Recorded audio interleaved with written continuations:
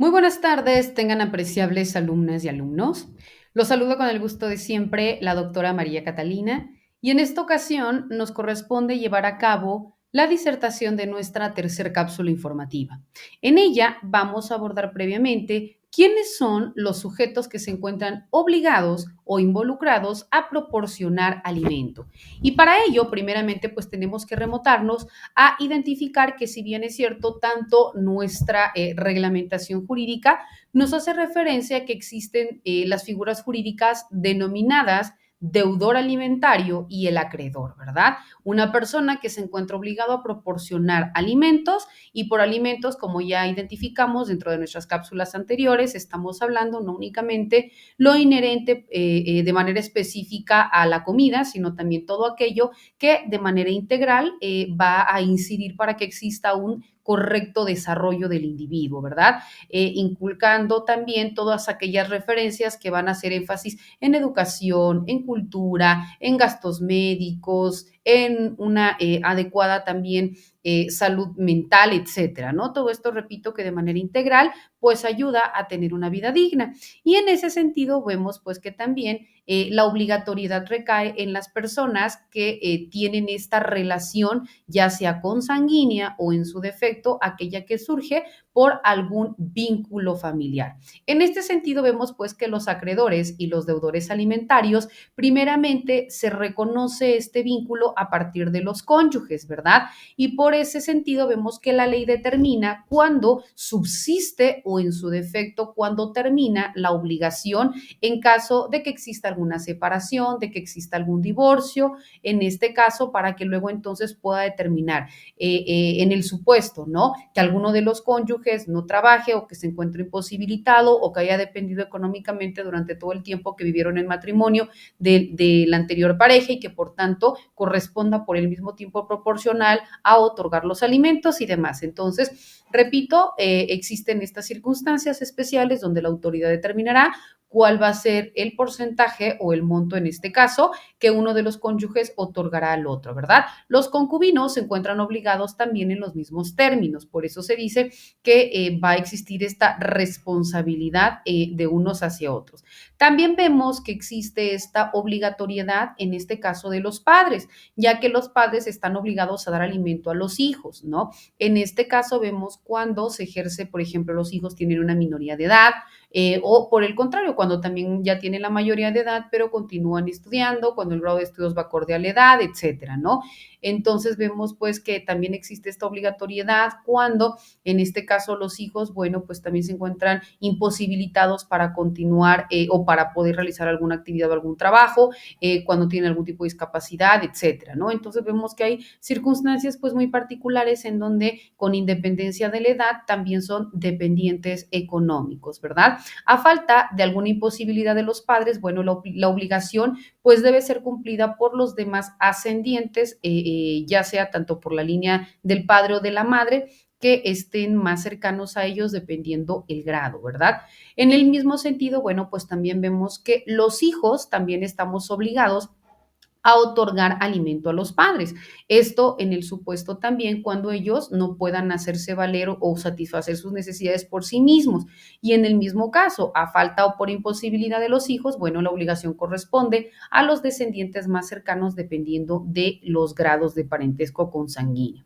También es importante indicar que alguna falta o alguna imposibilidad de los ascendientes o descendientes, la obligación debe ser cumplida por los hermanos del padre y de la madre en caso, bueno, cuando fueran solo del padre o solo de la madre, cuando no existan más familiares, ¿verdad? Sin embargo, cuando no les es posible a los hijos, no les es posible a los hermanos, etcétera, entonces tienen la obligación de dar alimento a los parientes colaterales hasta el cuarto grado. En este caso, vemos pues que tiene la obligación de ministrar alimentos también recae en ese mismo sentido por todas aquellas personas, repito, que tienen algún tipo de parentesco, ¿no? Hasta haciendo énfasis el cuarto grado. Ahora bien, cuando hablamos de los alimentos de los menores de edad y de los discapacitados, también es una obligatoriedad que en ese mismo sentido deberán ser tomado en cuenta con independencia más bien de las edades de estos para que, repito, sean o continúen siendo dependientes económicos. El adoptante y el adoptado también tienen la obligación de darse alimentos en los casos en los que tienen los padres y los hijos. Es importante también señalar que nuestro instrumento jurídico normativo, en este caso nuestro Código Civil Federal, pues también hace énfasis en relación a los alimentos, como ya comentábamos, a partir del capítulo segundo, específicamente del artículo 301 en adelante, en donde habla de manera puntual sobre estos y nos dice que la obligación de dar alimentos es recíproca, ya que el que la da, pues también a su vez tiene el derecho de poder pedirlos. En este caso vemos pues que los padres pues son los que en un principio pues otorgan o deben otorgar los alimentos a los hijos y a contrario sensu, cuando los hijos crecen y tienen esta posibilidad económica y los padres ahora se sitúan en esta necesidad de recibir alimentos, pues también las circunstancias van a cambiar. Por eso se dice que el que da a su vez tiene el derecho de poder solicitarlo, porque bueno, vemos que ambos pues también se encuentran en esa misma posición recíproca, ¿no? También vemos que los padres están obligados a dar alimento a los hijos o vemos pues como ya citábamos, los demás ascendientes económicos en línea recta cuando por alguna circunstancia estos se encuentren imposibilitados. También los hijos, también hace referencia cuando estamos hablando de los alimentos, vemos que los alimentos comprenden, como ya decíamos, nada más para que quede claro, comprenden la comida, el vestido, la habitación, la asistencia en casos de enfermedad y cuando hacemos referencia respecto de los menores, los alimentos comprenden además los gastos necesarios para la educación primaria del alimentista, es decir, para satisfacer sus necesidades primarias básicas y también para proporcionarle algún oficio, algún arte o alguna profesión honestos y adecuados, esto en relación a su sexo y atendiendo a las circunstancias pues particulares, ¿no? De cada uno de estos. El obligado a otorgar los alimentos cumple con la obligación asignando una pensión competente al acreedor alimentario o en su defecto incorporándolo a su núcleo familiar. ¿Por qué? Porque si no vive dentro del mismo techo en donde se encuentra el acreedor alimentario, bueno, pues entonces tiene que otorgar esta pensión. Sin embargo, cuando ya vive en el mismo techo, pues se sobreentiende que va a subsumir pues los gastos que vaya a requerir el acreedor, ¿verdad? Si el acreedor se opone a ser incorporado, pues corresponde al juez, dependiendo de las particularidades del caso, determinar la forma en que se van a otorgar los alimentos.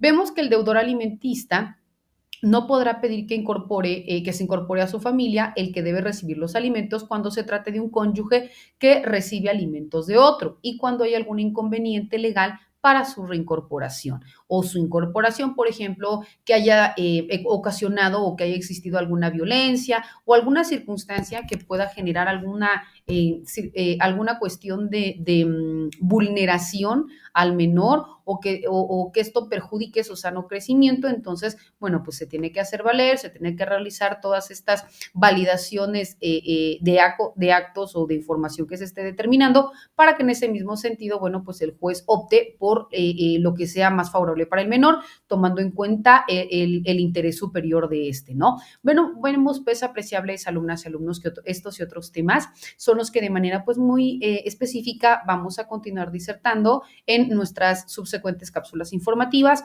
y en el mismo sentido a través de nuestras sesiones virtuales. Recordando también que ante cualquier duda, ante cualquier comentario, como siempre, estoy para servirles. Que tengan excelente día. Hasta luego.